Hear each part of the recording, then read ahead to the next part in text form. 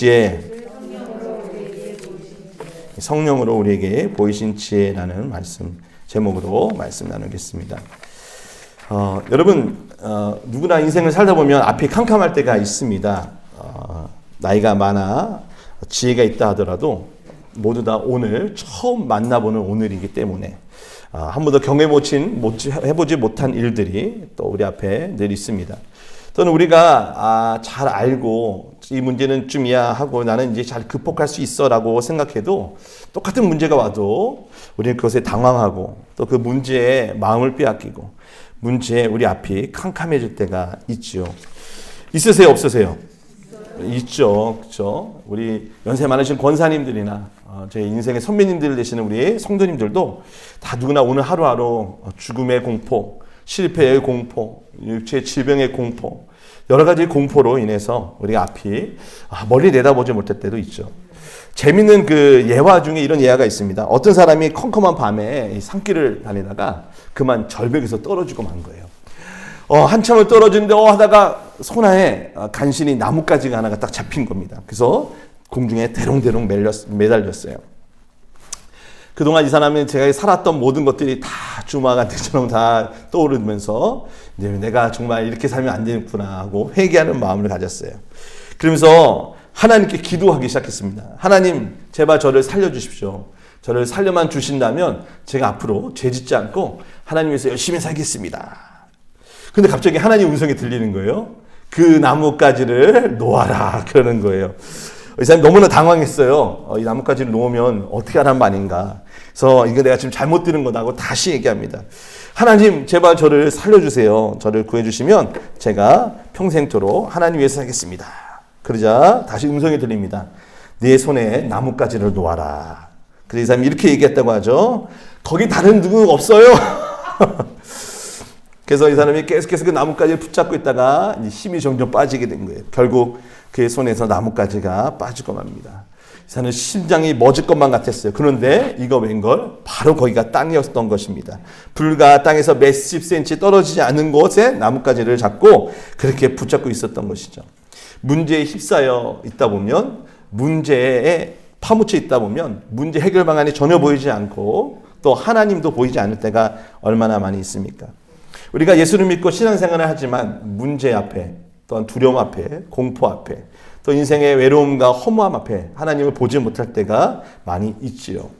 그러나 시간이 좀 지나다 보면 그 문제가 별거 아니었구나 하고 깨달을 때가 있죠. 어렸을 때 학창 시절에 내가 정말 공부하는 게 이렇게 힘든가 하다가도 고등학교를 졸업하고 대학교 가면 고등학교 생활이 별게 아니었구나라는 걸 깨닫죠.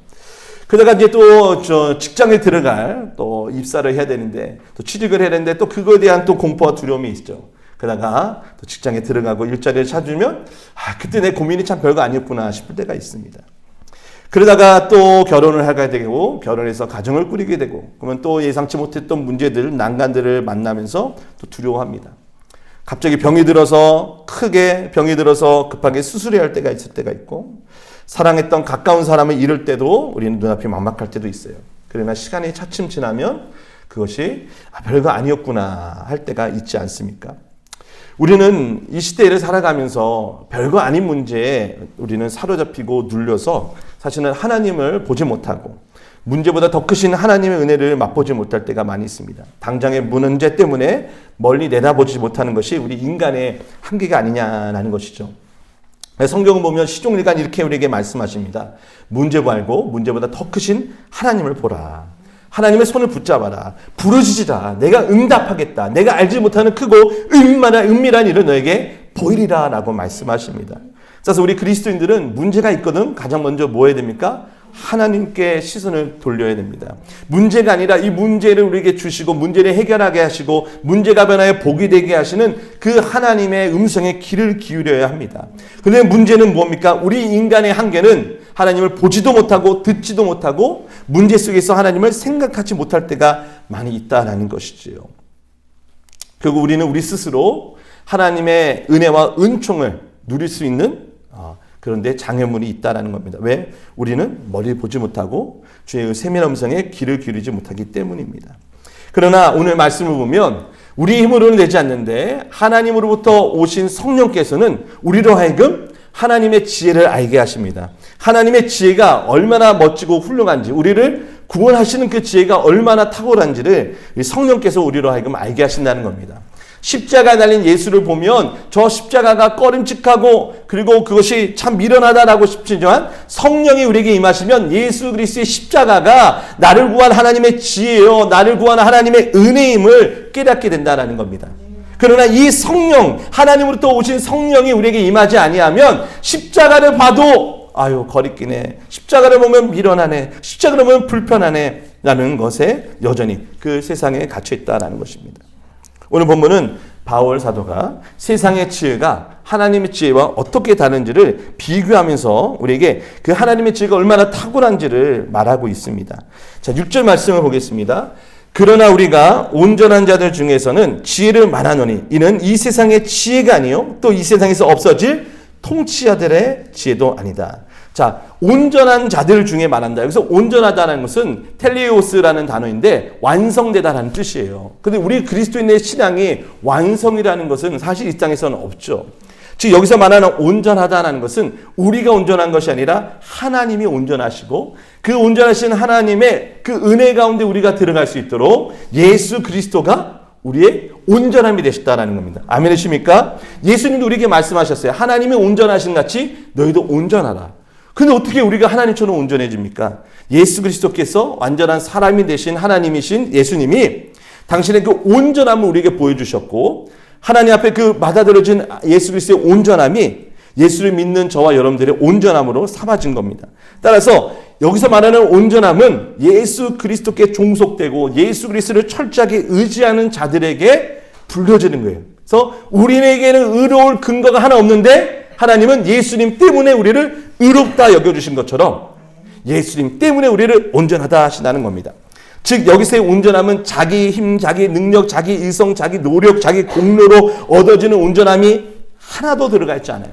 온전히 예수 그리스도의 온전하심, 그분의 하나님 앞에 죄 없으신데 하나님 앞에 순종하심, 그리고 순종하셔서 죽으시고 예수 그리스도를 부활케 하심, 그 온전함에 우리를 초대해 주신 것입니다. 그래서 예수 그리스도 안에 있는 자가 바로 이 온전한 자들이라는 것이죠.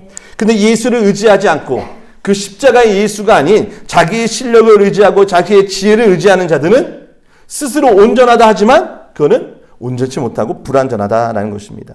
자, 그리하여 우리가 온전한 자들 중에서 지혜를 말하겠다라고 합니다. 그래서 이 지혜는 바로 하나님의 지혜죠. 근데 이 하나님의 지혜는, 자, 첫째, 먼저 이렇게 얘기합니다. 하나님의 지혜가 아닌 것들 쭈르륵 나열을 하고 그 다음에 하나님의 지혜는 하면서 이렇게 얘기하죠. 그래서 먼저는 소극적으로 설명을 하고 그 뒤에는 적극적으로 하나님의 지혜에 대해서 말을 합니다. 자, 먼저 하나님의 지혜가 아닌 것은 무엇일까요? 첫째는 이 세상의 지혜가 아니라는 겁니다.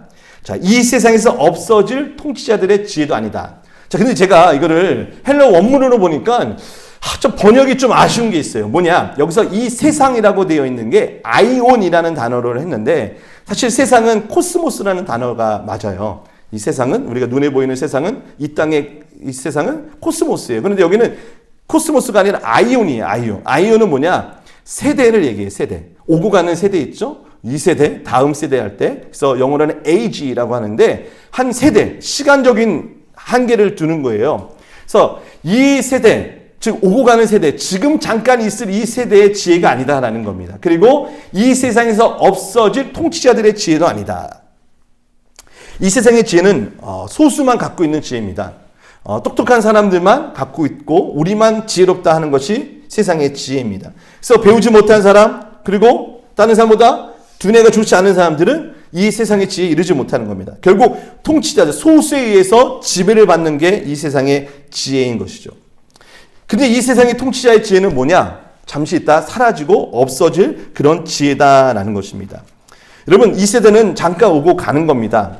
늘 이 세상의 그 당대에는 우리가 최고다라고 얘기하죠. 지금 최고의 인류 최초의 또는 인류 최고의 지금 기술, 과학이 발전했습니다. 의료가 발전했습니다라고 얘기합니다. 이 세상의 지혜는 탁월한 것 같아요. 그러나 언제나 업데이트가 돼야만 합니다.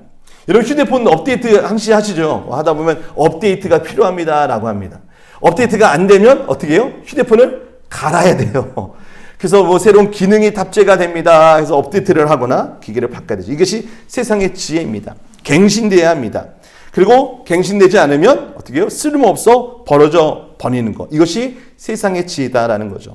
결국 이 안에는 뭐냐? 불완전하다는 거예요. 세상의 지혜는 뭔가 대단해 보이지만 갱신되지 않으면, 업데이트되지 않으면 버려지고 밟히게 되는 것이 이 세상의 지혜다라는 것입니다.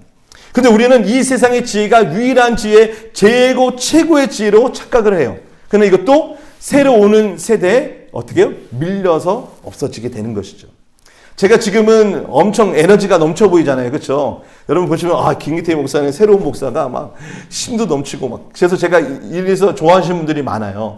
막 늘 에너지가 넘친다. 근데 저도 시간이 지나면 이 에너지가 없어지겠죠. 그렇죠? 저도 허리가 막 이래가지고 할렐루야 하다가도 목소리 힘이 없어질 때가 오겠죠. 예, 이 세대에서 멋있어 보이고 강해 보이고 지혜로워 보이는 건 시간이 지나면 결국에 힘을 잃고 그리고 그 권세를 잃어버리고 트로피는 빼앗기게 되는 것입니다. 그럼에도 불구하고 많은 사람들이 그 세대에 갇혀서 내가 살아가는 이 시대만이 유일한 것 마냥, 내가 지금 먹고 사는 것이 전부인 것 마냥 어떻게 해요? 거기에 종속되어 살아갑니다. 그래서 내게 당장 내 소주머니에 돈이 있냐 없느냐의 마음의 기분이 따라가죠. 내가 지금 건강하냐 건강하지 않느냐에 따라서 자신의 자신감과 또 두려움이 있습니다. 내가 사람들 보기에 성공했느냐, 어느 정도의 내가 위치에 올라가느냐에 따라서 자신의 행복 여부를 결정합니다. 그러나 이 모든 것들은 불완전한 거예요. 어제는 예를 들어서 예전에는 한복, 우리 이번에 한복 팔렸잖아요. 옛날에는 한복들을 다 입고 다녔던 때가 있을 거 아니에요. 그러면 한복의 고운 빛깔이 뭐니, 뭐 어떤 재질을 쓰니. 근데 요즘에 한복 입는 사람 없단 말이에요. 당시에는 잘 나가던 한복사도 이제는 이 한복으로는 먹고 살기 힘든 것처럼 우리가 이 세상에서 내가 잘 먹고 잘 살고 사람들한테 떵떵거리며 살아가는 그것도 이 시대에 종속되어 있는 거예요. 이 시대가 지나가면 아무것도 아니게 된다는 것입니다. 제가 아는 분이 한국에다가 멋진 기념관을 하나 세웠더라고요.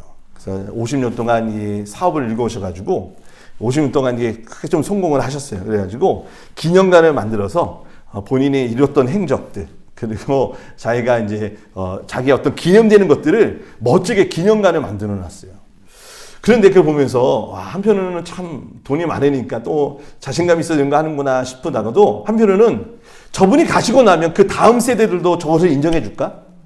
자기는 그게 자랑스럽고 저게 떳떳하고 사람들 앞에서 막 내세우고 싶은데 저분이 천국 가시고 나면 그 다음 세대가 또 그 다음 세대가 과연 저 기념관에 가서 그분을 기념할까?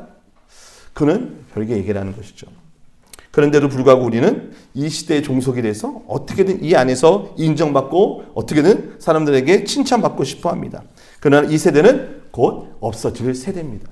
다시 한번 읽어볼까요? 그러나 우리가 온전한 자들 중에서 지혜를 말하노니 이는 이 세상의 지혜가 아니요 또 이 세상에 없어질 통치자들의 지혜도 아니다라는 겁니다. 그것이 전부고 내 말을 들어 하면서 떵떵거리던 그 세상의 통치자들도 이제는 곧 시들고 그리고 희미한 그 역사 뒤한편으로 사라져야만 한다라는 것입니다. 자, 그러나 하나님의 지혜는 어떠하냐? 그것을 바로 이어서 7절에 얘기합니다. 7절입니다. 오직 은밀한 가운데 있는 하나님의 지혜를 말하는 것으로서 곧 감추어졌던 것인데 하나님이 우리의 영광을 위하여 만세전에 미리 정하신 것이라. 자, 너무나 중요한 거니까요. 이제 하나씩 설명을 좀 해드리겠습니다. 여기서 오직 은밀한 가운데, 여기서 은밀하다는 것을 헬라어는 미스테리온 또 미스테리스라고 하는데 여러분 영어로 미스테리라는 말 다 들어보셨죠? 미스테리. 미스테리 뭐예요? 비밀, 감춰진 거.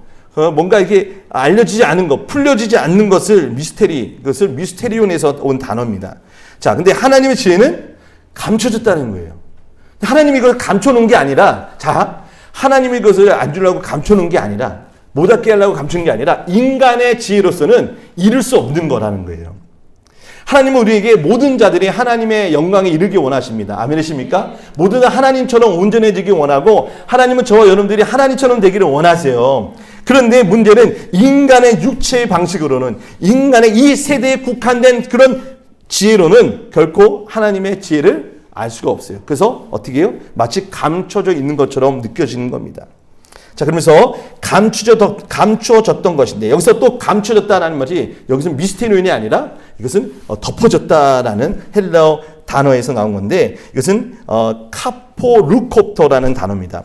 그래서 이 말은 이따가 여러분들이 이제 그 벗겨진다라는 단어, 이제 아포칼립토스라는 단어가 이따 나오는데요. 이게 상응하는 단어도 이따가 제가 좀 설명해 드릴게요. 어쨌거나 일단은 이것을 이 세상의 통치자들, 이 세상의 지혜로 자기가 뭔가 어떤 경지에 오르겠다 하는 자들에게는 결코 알릴 수 없고 깨달을 수 없는 감추어진 것입니다. 자, 그런데 여기에 이 지혜는 하나님이 우리의 영광을 위하여 만세전에 미리 정리하셨던 거예요. 여기서 또 만세라는 말이 나오는데, 이거는 아까 제가 얘기했던 이 세대의 지혜, 이 세상의 지혜 할 때 에이지, 아이온이라는 단어 썼죠. 말하는 게 아이온의 복수형이에요. 만세전, 이 만세는 아이온의 복수전. 그러니까 수많은 세대들, 오고 가는 세대들, 그 세대들 전에 이미 준비됐던, 이미 정해져 있던 지혜다라는 겁니다. 즉, 이 세상의 지혜는 왔다가 계속 갱신되고 업데이트되고 폐기되는 지혜이지만, 하나님은 이 세상이 창조되기 전에 이미 그 지혜를, 하나님 지혜를 이미 완성해 놓으셨어요. 그 지혜가 뭐죠? 예수님의 십자가잖아요. 그리스도의 십자가를 통해 모든 인류가 구원받는 것은 그때 잠시 그 2000년 전 유대 땅에서만 통용했던 것이 아니라, 이 세대가 오기 전에, 모든 사람들이 살았던 그 세대 전에 이미 하나님께서는 앞으로 있을 모든 세대에도 통용되고, 모든 세대에 관통되고, 모든 세대가 따라야만 한 유일한 지혜라고 하는 것입니다. 따라서 하나님의 지혜는 오고 갈 때마다 갱신되는 지혜가 아닙니다. 폐기되는 지혜가 아닙니다. 이것은 영원히 변하지 않는 지혜입니다. 다양한 인류, 다양한 문화, 다양한 인종, 다양한 세대들이 오고 가도 영원히 변치 않는 지혜가 바로 하나님의 지혜다라는 것입니다. 근데 이 지혜 속에는 뭐가 있어요? 우리의 영광이 있다는 거예요. 저와 여러분들의 영광이 그 지혜 속에 있어요. 왜? 그 지혜는 저와 여러분들하고 긴밀하게 연결이 되어 있던 거예요. 세상의 지혜는 몰라도 그냥 살아가는 거죠. 그러나 하나님의 지혜는 모르면 우리는 멸망당하는 거예요. 그러나 그 지혜를 우리가 믿고 알게 되면 그 속에 저와 여러분들을 위한 영광이 있다는 거예요. 아멘이십니까? 자, 하나님의 지혜는 온 세상을 창조한 지혜입니다. 하나님의 형상을 따라 지음받은 인간, 그 인간이 하나님의 지혜 속에 종속이 되어 있어요. 인간은 하나님의 지혜 안에 태어나서 지혜 가운데 살고 지혜 가운데 죽고 그 지혜 가운데 부활하는 거죠. 그러나 그 하나님의 지혜를 모르고 사는 사람은 뭐예요? 하나님의 뜻과는 전혀 상관없이 엉뚱한 삶을 산다라는 것입니다. 이곳에 저와 여러분들의 영광이 있다라고 말하는 것이죠. 자, 근데 8절입니다. 8절 같이 읽겠습니다. 시작. 이 지혜는 이 세대의 통치자들이 한 사람도 알지 못했대. 여기서도 또 이 세대라는 말로 잘 번역이 됐어요. 이 세대, 오고 가는 세대들은 잠깐 있다가는 그 통치자들은 알지 못하는 지혜입니다. 만일 알았더라면 영광의 주를 십자가에 못 박지 않을 것이다. 이 세대에 종속되어서 단지 이때만 내가 잘 먹고 잘 사는 게 중요해. 내가 죽으면 뭐해? 지금 내가 죽기 전에 어떻게든 제가 편안하게 사는 게 중요하지. 육체의 쾌락을 누리는 게 중요하지라고 여기는 사람은 하나님의 지혜를 당연히 모를 뿐더러 그분의 지혜가 되신 예수님이 내 앞에 오더라도 깨닫지 못하는 겁니다. 왜요? 예수님이 하나님의 지혜인데 그분을 보면 미련해 보이거든요. 뭔가 왕처럼 누리는 것도 아니고 능력을 해가서 사람들 앞에서 막 군림하는 것도 아니고 스스로 종이 되고 스스로 남의 죄를 지고 스스로 십자가에서 죽는데 그것이 어떻게 이 세대에 종속된 사람들이 그 십자가를 보고 저게 하나님의 지혜라고 깨닫겠습니까? 또는 비참하게 죽은 것처럼 보여요. 개죽음처럼 보여요. 젊은 나이에 뭐 결혼도 해본 것도 아니고 자식을 낳은 것도 아니고 집도 산 것도 아니고 차도 산 것도 아닌데 그냥 죽었어요. 이 세상에 속한 자들은 그 세대에만 살아가는 자들에게는 그 예수의 십자가가 지혜롭게 보이지 않는 것이죠. 그러나 하나님은 그것을 만세 전에 정하신 지혜라는 거예요. 모든 인류가 당연히 따라야 할 지혜, 모든 인류가 구원받을 수 있는 유일한 지혜가 바로 그 십자가의 예수다라는 것입니다. 이 시대, 이 세상의 지혜, 다시 말해서 한 시대, 한 세대, 잠깐의 그것에만 종속되어 살아가는 사람들에게는 내 배가 배불러야 돼요. 지금 당장 내가 잘 먹고 잘 사는 게 중요해요. 그러다 보니 어떻게 해요? 하나님이 보이지 않는 겁니다. 하나님의 영광이 영광스럽게 보이지 않는 거예요. 십자가가 영광스럽게 보이지 않는 겁니다. 가난이 영광스럽게 보이지 않는 겁니다. 남을 섬기는 것에 남의 밑에 자기 자신을 종속시키는 게 멋지게 보이지 않는 겁니다. 그러니까 어떻게 해요? 그게 미련하고 거리끼는 것이 되는 것이죠. 그리고 그 십자가에 달려 죽은 예수 안에 나의 영광이 있다는 것을 당연히 모르는 것이죠. 이렇게 살아가는 세상 사람들은 잠깐 있다가 사라지는 그 영광들을 쫓다가 신기를 쫓다가 가는 겁니다. 그러나 하나님은 우리에게 그 영광을, 나의 영광을, 여러분들의 영광을 보여주신 거예요. 여기 너희들의 영광이 있다. 너희들을 위해 준비된 영광이 바로 여기 있다라고 해서 십자가의 예수가 달리신 겁니다. 그런데 그것을 우리가 아무리 도무지 알지 못하는 겁니다. 그 말씀 우리 9절 말씀입니다. 같이 읽겠습니다. 기록된 바 하나님이 자기를 사랑하는 자들을 위하여 예비하신 모든 것은 눈으로 보지 못하고 귀로 듣지 못하고 사람의 마음으로 생각하지도 못했단가 같으니라. 그렇죠, 여러분. 어떻게 십자가에 달려 죽은 예수가 나의 영광이 되겠어요? 어떻게 십자가에 부참히 죽은 저 청년이 어떻게 나의 영광이 되겠냐? 이런 고백을 어떻게 할 수 있겠냐 말입니다. 이것을 어떻게 해야 깨닫습니까? 오직 하나님으로부터 오시는 성령님만이 우리를 깨닫게 하신 겁니다. 10절입니다. 같이 읽습니다. 오직 하나님이 성령으로 이것을 우리에게 보이셨으니 성령은 모든 것 하나님의 깊은 것까지도 통달하시느니라. 아멘. 여러분, 사람의 일은 사람에게 속한 것으로 사람만이 알아요. 근데 하나님의 일은 당연히 하나님만 안다라는 것이죠. 그 하나님의 일을 아는 것은 하나님의 영이신 성령이에요. 근데 그 성령이 놀랍게도 여러분들에게 보내주신 거예요. 아멘이십니까? 우리에게 성령을 보내셨다는 것은 우리들의 어두워진 눈을, 귀를 열어주시고 우리의 굳어진 마음을, 심령을 우리 하나님의 영으로 깨우쳐 주셔서 십자가 달린 예수를 보는데 거기서 나의 영광을 볼 수 있게 하는 거예요. 이것이 바로 성령님이 우리에게 임하셔서 하시는 일이다라는 것입니다. 하나님의 지혜를 깨닫게 하는 건 하나님의 영이 아니고서는 안 된다는 겁니다. 우리의 영은 이 세상에 종속이 됐어요. 이 세상에서 일이 이비하면서 당장 눈앞에 문제가 있으면 꼼짝 못하고 굳어져 버려요. 온몸이 굳어서 나 어떻게 하지 막막해요. 그러나 그때 성령님이 임하시면 어떻게 돼요? 그 문제보다 크신 주님을 보게 하고 이 문제를 능히 복으로 변화시키실 하나님을 믿게 한다는 겁니다. 따라서 우리는 성령 없이는 이 세상을 이겨낼 재간도 도리도 없다는 것을 여러분 기억하시기 바랍니다. 성령님은 우리에게 오셔서 하나님의 뜻이 무엇인지를 알게 하시고 더 인내하게 하시고 기다리게 하신다. 자, 10절을 다시 보면요. 오직 하나님의 성령으로 이것을 우리에게 보이셨다라고 그랬죠. 보이셨다. 자, 이게 바로 아포칼립토라는 단어인데요. 아까 감춰졌던 거 있죠? 감춰졌던 거. 그것을 이제 덮개를 열어주는 거예요. 이 세상 만세전부터 존재했던 하나님의 지혜, 그러나 지금 우리가 보이는 세계도 다스리고 이 모든 세상을 다 심판하실 그 하나님의 지혜가 성령이 임하니까 보인다는 거예요. 내가 잠시 있다 살다 사라지는 안개 같은 존재가 아니라는 것을 깨닫게 하는 거예요. 내가 어디서 와서 왜 살고 어디로 가는지 알지 못했는데 성령님이 내게 오시사 어떻게 해요? 내가 어떻게 어디서 와서 왜 사는지를 알려주는 거예요. 십자가에 달린 예수를 보니 내가 보통 존재가 아니라는 걸 깨닫게 되는 겁니다. 나를 얼마나 사랑하시면 독생자 예수까지도 내어주셨는가. 제가 지난번 이런 말씀 드렸죠. 어떤 어린아이가 목사님한테 목사님, 하나님도 죽는 게 두려워서 자기 대신에 아들을 죽였나 봐요. 그러니까 목사님 하는 얘기가 아니다. 부모가 되면 자식이 나보다 더 귀한 것이다. 독생자 예수를 내어주셨던 건 하나님이 하나님 자신보다 더 귀한 걸 우리에게 대신 내어주셨다는 것이다. 여러분, 이것을 성령을 통해 우리가 알게 되는 거예요.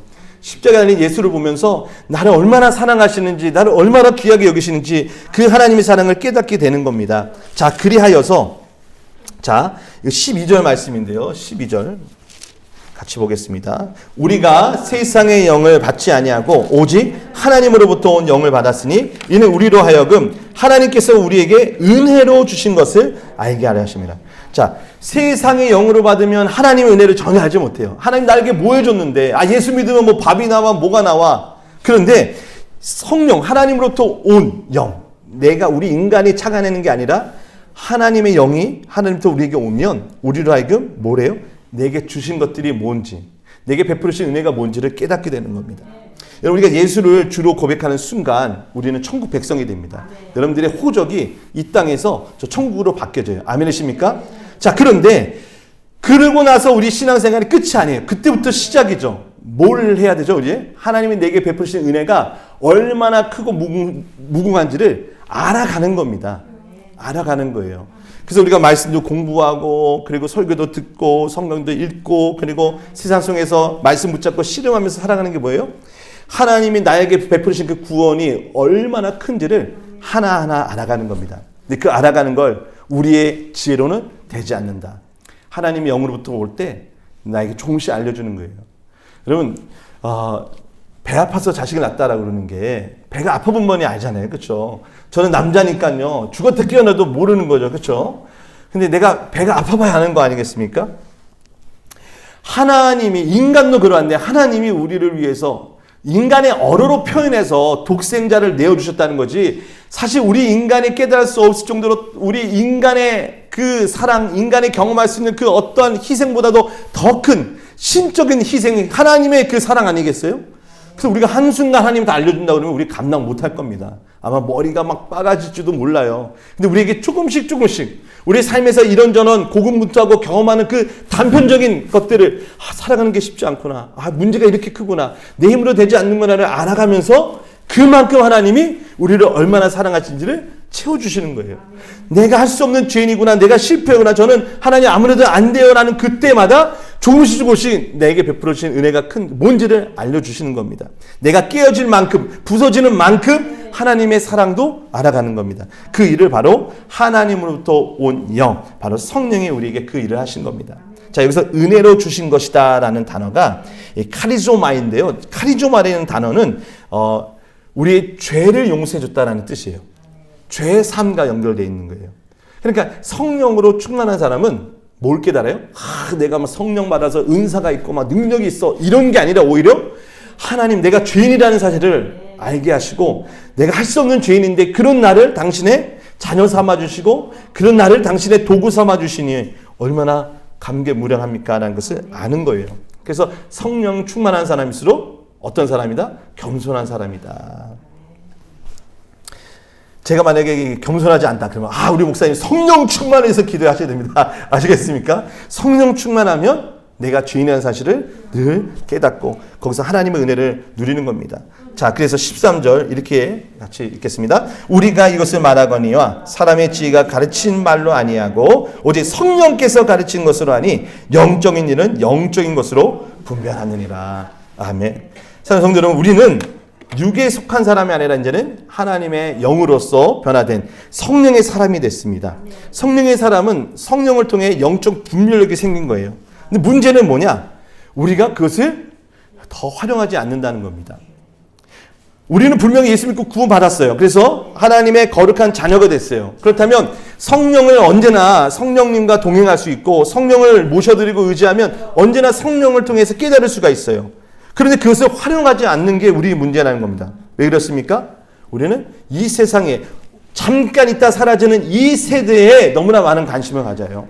지금 당장 이 코앞에 있는 문제에 내 인생의 전부를 걸고 있다라는 것이죠. 어떻게 합니까? 우리 성령을 통해 시야를 넓히는 거예요.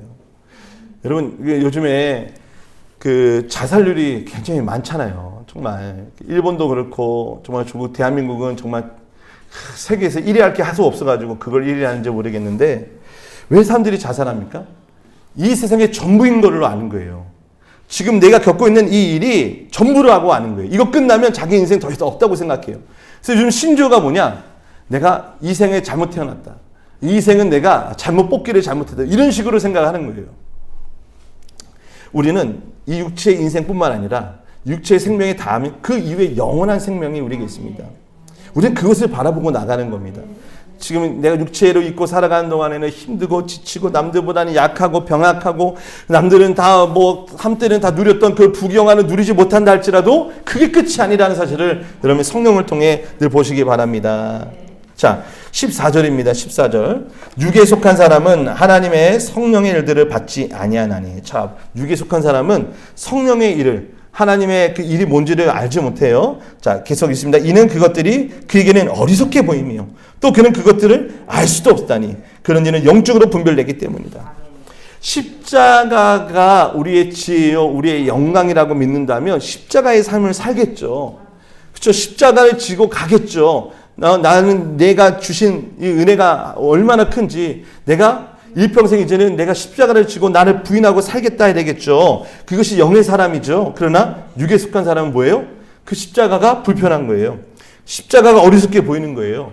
뭐를 그렇게 사느냐 이거예요. 오직 성령을 통해서 우리는 그리스도를 닮아갈 수 있다는 겁니다. 자, 15절입니다. 신령한 자는 모든 것을 판단하나 자기는 아무에게도 판단을 받지 아니하느니라. 자, 이거는 여러분들이 이해를 좀 잘 하셔야 됩니다. 그냥 보면 신령한 자는 나 누구든지 다 판단할 수 있고 분별할 수 있고 나는 누가 뭐라 해도 나는 초월했어. 이렇게 이해하시면 안 됩니다.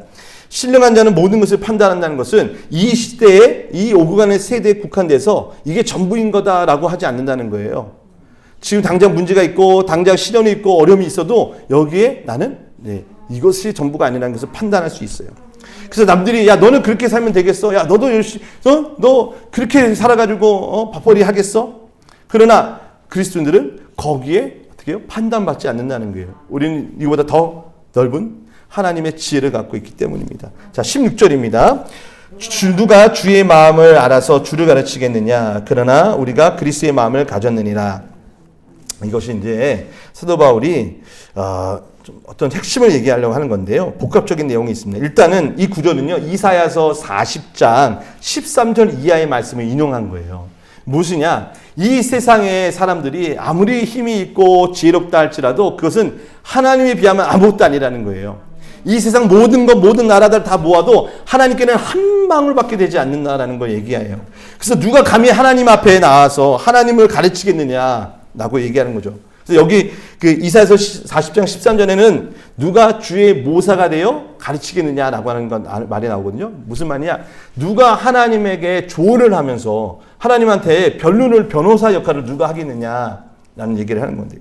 그런데 자, 여기 2장 16절에 보면 누가 주의 모사가 되어 가르치겠냐라는 말 대신에 여기는 뭐가 되느냐? 그러나 우리가 그리스도의 마음을 가졌느니라로 대체가 돼요. 자, 다시 좀 설명을 하자면 누가 주의 마음을 알아서 주를 가르치겠느냐? 그러나 우리가 그리스도의 마음을 가졌느니라. 이것은 우리가 하나님을 가르치겠다는 게 아니라 주님께서 주님이 어떤 분이신지를 우리가 알게 되고 그리고 주님의 모사, 우리의 예수 그리스도가 우리의 변호사가 돼서 우리를 변론해 준다는 거예요. 조금 이해하기가 어렵겠지만 십자가가 우리 인생의 변론이 된다는 겁니다. 너 왜 그렇게 살아? 너 왜 그렇게 손해보면서 살아? 그때 우리 변론할 말이 뭐예요? 십자가 달린 예수라는 거예요. 하나님의 지혜. 저것이 내 삶의 이유고 목적이기 때문이에요. 여러분들이 인생을 다른 사람들이 이해하지 못할 수 있어요. 판단할 수 있어요. 너 그렇게 왜 이렇게 뭐하러 손해보면서 살아? 네 인생 네 거 아니야 라고 얘기할 수 있어요. 그때 우리의 모사, 우리의 우리의 변호사는 뭐예요? 바로 예수 그리스도의 십자가, 하나님의 지혜다라는 것입니다. 여러분, 다음 주에도 나누겠지만 3장 1절 말씀을 잠깐 보면요. 형제들아, 내가 신령한 자들을 대함같이 너에게 말할 수 없어서 육신에 속한 자, 곧 그리스도 안에서 어린아이를 대함과 같이 하노라. 자, 여러분 여기 보시면 내가 신령한 자들을 대함같이 너희에게 대할 수 없다라는 거예요. 그래서 육신에 속한 자, 곧 그리스도 안에서 어린아이를 대함같이. 2장 14절에 보면 육에 속한 자가 나오죠. 2장 14절에 나오는 육에 속한 자와 3장 1절에 나온 육신에 속한 자는 달라요. 한글로 보면 좀 비슷해요. 육에 속한 자, 육신에 속한 자, 뭐 이게 다르다 그러면 이거 말장난이야 라고 싶겠지만 원문 자체가 틀려요. 그래서 무슨 말이냐? 14절에 나온 육에 속한 자는 예수를 영접하지 않은 자예요. 여전히 육에 속해서 살아가는 자예요. 이 시대에 오고 가는 시대에 휩쓸려서 그냥 멸망당할 자예요. 그러나 3장 1절에서 말하는 육신에 속한 자는 뭐냐? 예수를 믿고 구원 받았는데 여전히 육체에 따라서 살아가는 자들을 얘기하는 거예요. 예수를 믿고 구원 받았는데 여전히 그 흘러가는 세상 속에서 문제 앞에서 꼬꾸라지고 낙심하는 그들에게 얘기하는 겁니다.